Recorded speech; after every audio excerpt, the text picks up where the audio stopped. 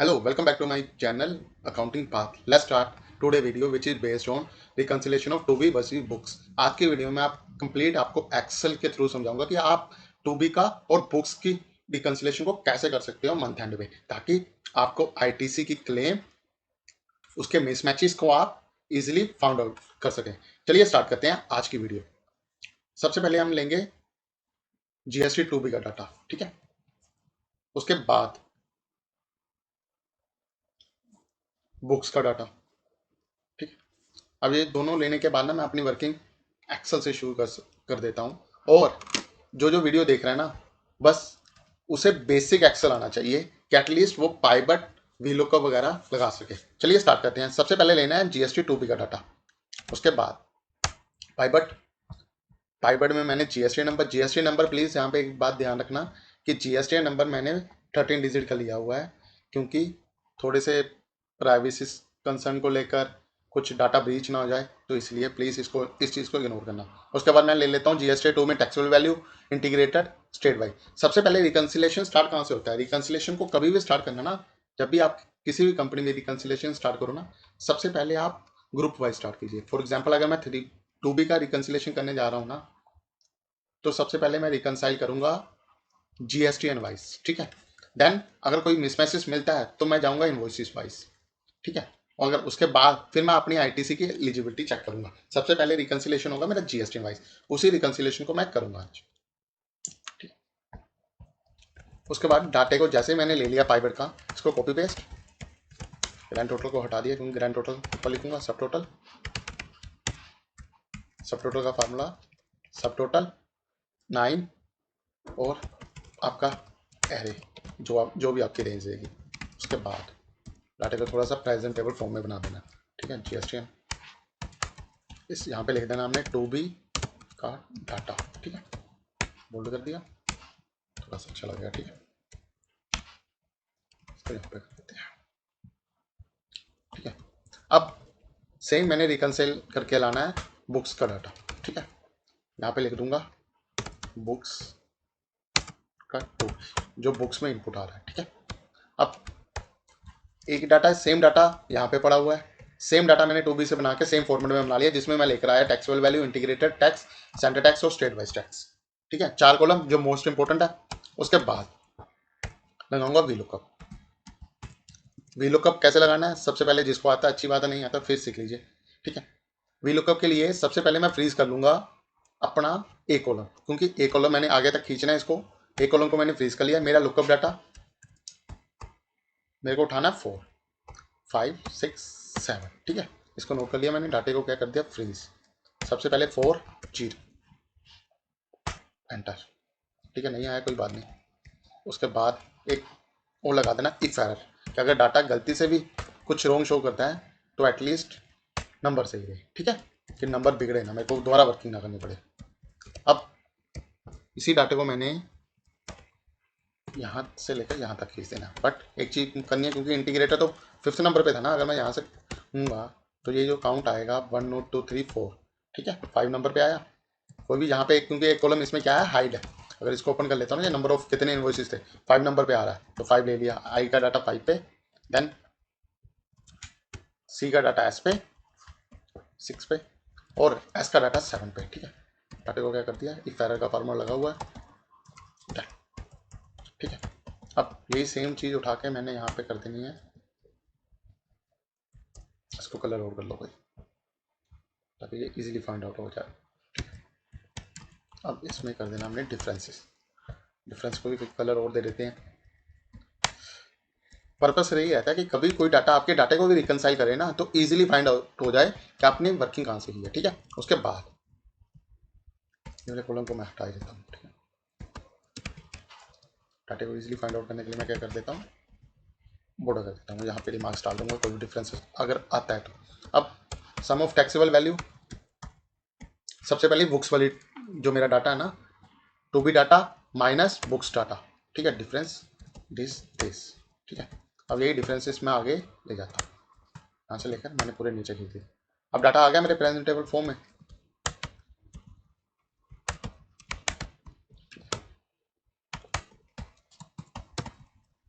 ठीक है। अब क्या करेंगे इसको,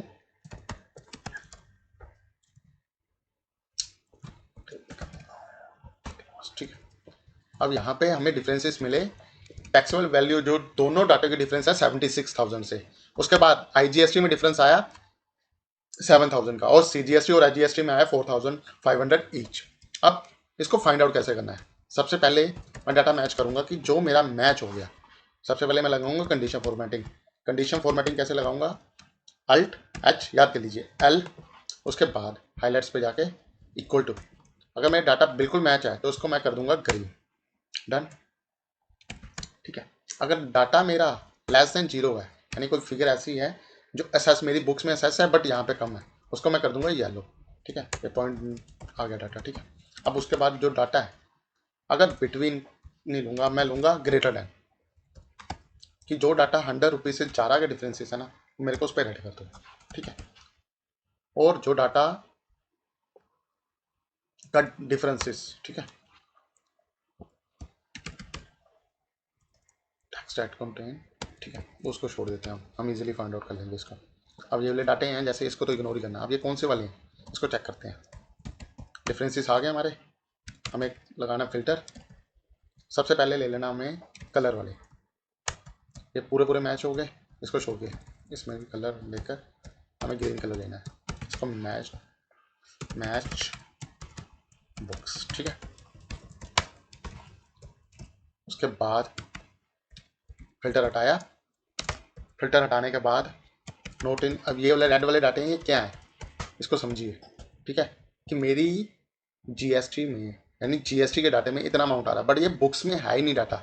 इसका क्या मतलब, बुक्स में डाटा ही नहीं है, ठीक है। उसके बाद इसको ढूंढेंगे कैसे, अब दूसरा आया, एक डाटा और मिला हमें कि यहाँ पे मेरी जीएसटी के 2B में डाटा आ रहा है 1 लाख का, जिसका सीजीएसटी और जीएसटी अमाउंट है 13,000 बट बुक्स में जो फिगर प्लॉटेड है, यानी बुक्स में इस बायर से जो मैंने परचेजेस कर रखे हैं वो कर रखी है 68,000 प्लस 9,000 जीएसटी, यानी कि जो डिफरेंस है मेरा टैक्सेबल वैल्यू का वो है 32,000 का, ठीक है। सबसे पहले मेरे को इसको क्या करना है, टू बी चेक्ड, और इसको डालना है, जो मिला ही नहीं उसको लिखना है नोट इन बुक्स, ताकि मैं इसको रिकनसाइल करूंगा ना। अब बचे, फिर फिल्टर खोला, फिल्टर को ओपन किया, फिल्टर को अगर ओपन करना है ना, अल्ट ए सी, ठीक है, डन, ब्लैंक वाले। अब ये 20 रुपए का फर्क है, ये कहाँ से देखना है, इसको चेक करना है। ये क्या होते हैं जो 10-20 रुपए होते हैं ना, ये रेयर केसेस होते हैं बैंक चार्जेस के, जैसे यहाँ इस केसेस में आईसीआई बैंक है, सेकंड केसेस में मिलेगा ये भी कोई बैंक ही मिलेगा, 1 सेकंड लेट मी चेक, एक आईसीआई बैंक और एक एचडीएफसी बैंक है। तो इसको क्या करना है आपने, इग्नोर, क्योंकि ये क्या होता है काफ़ी केसेस में इसको हमने as a bank charges book करते हो। लास्ट वाले जो डिफरेंस था क्वान्टिटी, उसको भी क्या कर देना, इग्नोर, इग्नोर नेक्स्ट, इसको तो कम्प्लीटली मैच कर दो, जहाँ भी डिफरेंस है इसको मैच ही कर दो, इसको मैच बुक्स कर दो। अब ये आपकी पूरी समरी बन गई यहाँ पे डिफरेंसेस की। अब ये तो आपका जीएसटी 2B का रिको हो गया, ठीक है। अब ये डाटे को हमें बुक्स के साथ, बुक्स का जो डाटा रहेगा उसको भी तो एनालाइज करना है ना, कि क्या जो डाटा था वो एक्चुअल में मेरे पास आया या नहीं, ठीक है। तो उसके लिए मैं रिकनसाइल कैसे करूँगा, सेम वही फॉर्मेट उठा के लेकर आना मुझे, सेम सेम इसलिए उठाया ताकि इजीली फाइंड आउट हो जाए।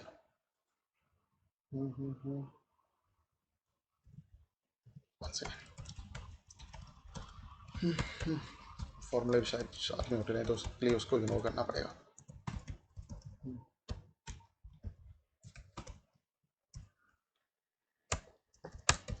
ठीक है,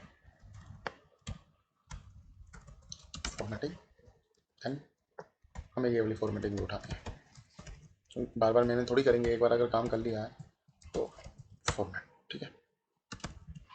अभी के लिए इसको बार में लेकर आते हैं कंट्रोल है, क्योंकि अभी ब्लैंक है तो काम भाई दिक्कत करेगा। अब फिर लगाना हमने वीलुकअप, वीलुकअप सबसे पहले हमारी lookup value freeze D5, then lookup करना हमने 1 2 3, माइंड में बिठा लीजिए। ये देखो यहाँ पे ना साथ में आता है, अगर आपको शो हो रहा है यहाँ पे लिखा आता है कि ये कौन सी वैल्यू उठानी है। यहाँ पे आप देखो 2 लिखा आएगा, जैसे मैं इसको कर्सर को मूव करूंगा 3 आ जाएगा, डू दिस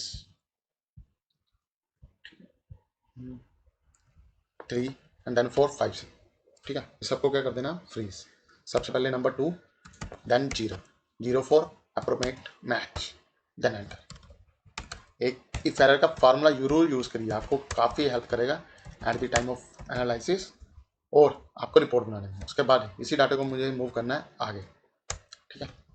फिर देन 2 की जगह 3, क्योंकि मेरा IGST आ रहा था थर्ड नंबर पे थर्ड नंबर पे आ रहा था ना, देखिए ना, समझिए। तीसरे नंबर पे काउंट कितना आ रहा है, 3 आ रहा ना। देन CGST आ रहा था 4 नंबर पे और S आ रहा था 5 नंबर पे, ठीक है। डन। अब ये जो वर्किंग करी थी हमने, कुछ फायदा तो ले लें इसका। डन। ये नीचे के डाटे को उड़ा देना। शेल फार्मूला लगा यहाँ पे, दिस माइनस ब्रेक हो गया, this minus this, taxable value minus, ठीक है। डिफरेंसेस आया वही सेम, यही डिफरेंस आए थे ना लास्ट में भी, समझो। इसको छोड़ देते हैं, तो बॉर्डर ही कर देते हैं और फिर लगाते हैं फ्रीज। फ्रीज लगाने के लिए Alt+D+F या Ctrl+Shift+L, ठीक है। काफ़ी सिस्टम में Ctrl+Shift+L चलता नहीं है, मेरे में भी नहीं चलता, ठीक है। तो इसलिए इसको इग्नोर। एक्चुअली मैं एक्सेल लुकअप यूज़ करता हूँ, तो बहुत ही रेयरली चांस होता है कि मैं वे लुकअप यूज़ करता हूँ। ये मेरा पर्सनल लैपटॉप है, इसमें एक्सेल लुकअप चलता नहीं, क्योंकि मेरे ऑफिस के लैपटॉप में 360 है, 365 है माइक्रोसॉफ्ट का, तो उसमें चलता है, इसमें चलता नहीं। तो अब रिमार्क्स ढूंढेंगे। सबसे पहले कलर, जो पूरे मैच है उनको क्या डालना अपने, मैच हैस्ट टू बी, ठीक है। Done data. उसके बाद येलो वाले, ठीक है, मैच है, इग्नोर मार देना, मैच लिख देना इसको, ठीक है। इसको लास्ट में हमने क्या लिखा था, इसको इग्नोर मैच। आपका जो रिमार्क है ना वो एटलीस्ट मैच तो करे, ठीक है। उसके बाद जो डिफरेंसेस था, यहाँ भी वही सेम डिफरेंसेस आएगा। क्यों, रीजन बिहाइंड क्या, मैं मेरी बुक्स में जो मैंने बुकिंग कर रखी है वो कर रखी है 68,000 के इन्वॉइसेस की, और प्लस GST था। अब इन्वॉइस अमाउंट ये था, बट मेरी 2B में बोल रहे हैं 1,27,000 के इन्वॉइसेस। तो जो डिफरेंस है मेरे को चेक करना पड़ेगा ना मेरे को। मैं कैसे चेक करूंगा, बुक्स का डाटा खोलूंगा, ठीक है। और 2B का डाटा, बुक्स का डाटा मैं अपनी टैली में या वेंडर को ओपन करके, जैसे मैं अगर बात करूँ, इस वाले वेंडर को ओपन करता हूँ मैं बुक्स में, तो गणपति कंपनी है, 15 इन्वॉइसेस हैं इसके, बट मेरी बुक इसमें इसकी बुकिंग हो रखी है 11 इन्वॉइसेस की, यानी 3 इन्वॉइसेस मिसिंग है। तो उसको मेरे को आइडेंटिफाई करना है और उसको चेक करना है, ठीक है। अगर एक बार अब लास्ट में रिकनसाइल कर लेते हैं, बुक्स में 2B थी, टोटल डाटा था, इसको सम कर देते हैं, सॉरी, यहाँ सम ये वाला होगा, ठीक है। 7,50,000 का GST है, ठीक है। अब ये चीज़ मैं यहाँ अगर मैं चेक करूँ कि बुक्स में मैच बुक्स क्या कर लिया था हमने, मैच बुक्स, ठीक है। तो ये भी ऑलमोस्ट सेम मैच ही करेगा, 1 2 3 मैच, ठीक है। सेम डाटा मैच कर गया यहाँ पे, 7,57,060 रुपये का GST जो एक्चुअली मैच कर रहा है, ठीक है। उसके बाद इग्नोर मैच 51 रुपीज़ का, और वहाँ पे इग्नोर मैच 52 रुपीज़ का, यानी अपलोड 10 रुपये का डिफरेंसेस आ रहा है, तो उसको हमने क्या करना है, इग्नोर कर देना है, क्योंकि बैंक चार्जेस का लास्ट में 2B चेक, ठीक है। इसमें आएंगे नोट इन बुक्स, ये 2 इन्वॉइसेस हैं, इनको मैंने चेक करना है कि मैंने बुक्स में क्यों नहीं डाले, कहीं ये लास्ट मंथ के इन्वॉइसेस तो नहीं, तो यहाँ जिनकी मैंने बुकिंग लास्ट पहले कर रखी है बट 2B में अभी बुक हो रहे हैं, तो उनको प्लीज़ आपने क्रॉस चेक करना है। उसके बाद लास्ट में डाल जाता है आपका ये वाला 2B चेक, जिसमें डिफरेंसेस आ रहे हैं। आपको इन्वॉइस वाइज मैच करना है, आपको से मैच करना है, तो मुश्किल से हार्डली 2 या 3 मिनट लगेंगे, आपके सारे इन्वॉइसेस मैच कर जाएंगे। अगर आप कहोगे कि आपको वीडियो अच्छी लगी होगी, तो मैं आपके लिए नेक्स्ट वीडियो भी लेकर आऊँगा, जिसमें मैं आपको इन्वॉइसिंग वाइज बताऊँगा। पर कंपनी में जो भी वर्किंग होती है ना, वो सबसे पहले होती है GST इन्वेस्ट, क्योंकि होता क्या है ना, मैं यहाँ पे आपको एक लॉजिकली बताऊँ, क्यों GST इन्वेस्ट सभी कंपनियाँ करती हैं। ये मेरी कंपनी की नहीं, सारी कंपनी की बात है। यहाँ पे फॉर एग्जांपल मैं कोई भी एक इन्वॉइस ले लेता हूँ, यहाँ पे T8, अगर फॉर एग्जांपल यहाँ पे मैंने at the time of booking मैंने ये फॉरवर्ड स्लैश की जगह डैश डाल दिया, तो क्या रिकन्सिलेशन में आएगा, आएगा ही नहीं। उसके बाद फॉर एग्जांपल यहाँ पे 0019 है, ठीक है। अब मैं एक इशू बता दूं आपको, सॉफ्टवेयर जो यूज़ करते हैं, ठीक है। अगर आप उनमें जीरो लेते हो, अगर मैं इसको टेक्स्ट टू कॉलम करता हूँ, मैं सिंगल से बात कर रहा हूँ, क्योंकि ये तो अभी ये तो टेक्स्ट में है ना, तो विल को बैठाएगा नहीं। जैसे मैं इसको करूँगा ना टेक्स्ट टू कॉलम, 119 बन जाएगा। That the reason most of company क्या करते हैं, मोस्ट ऑफ सारी कंपनी यही करती हैं कि सबसे पहले रिकनसाइल करती हैं GST बेस पे। अगर GST में कुछ फाइंड आउट मिले, अगर फॉर एग्जांपल मैंने 100 रुपये का माल खरीदा, 100 रुपये का ही जो मेरे गुड्स हैं, जो जिसका ITC मेरी बुक्स या मेरी 2B में बोला, तो मैं उसको क्यों रिकनसाइल करूंगा, ठीक है। और उसके बाद अगर रिकन्सिलेशन तभी बनती है ना, जब मेरा अमाउंट मिसमैच आए, फॉर एग्जाम्पल अगर यहाँ बात करूँ कि अगर सब कुछ मैच हो जाता है, ये वाले 2 एरर ना आते, इग्नोर नोट इन बुक्स 7,50,000 7,112 का GST था, ठीक है, 2B। अगर ये दोनों मैच कर रहे होते तो मैं 10 रुपये के लिए बैंक चार्ज, मुझे पता है 10 रुपये कहाँ एरर है, तो मैं क्यों इतनी कंसल्ट करूंगा, क्यों अपना टाइम वेस्ट करूंगा कि एक 10-20 रुपये को ढूंढने जरूरी है। बट जब पता है आपको, आप रेगुलरली वर्किंग करोगे ना, जब ये जो चीज़ें मैंने कैसे फाइंड आउट कर लिया कि मुझे पता है ये बैंक चार्जेस ही होंगे मोस्ट प्रोबेबली।